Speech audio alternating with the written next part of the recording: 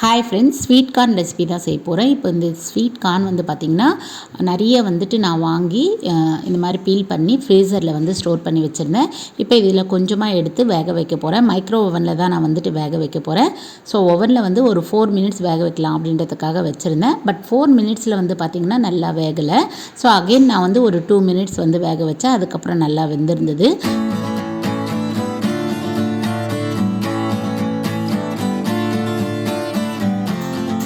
இந்த ஸ்வீட் கார்னை இப்போ எடுத்துட்டு நான் ஒரு பவுலில் மாற்றிடுறேன். பவுலில் மாற்றினதுக்கப்புறமா இதுக்கு வந்துட்டு சால்ட், பெப்பர், அதுக்கப்புறம் வந்து சாட் மசாலா இதெல்லாம் போட்டு நல்லா மிக்ஸ் பண்ணிட்டோம்னா ஸ்ட்ரீட் ஸ்டைலில் கிடைக்கிற மசாலா கார்ன் ரெடி ஆகிடும்.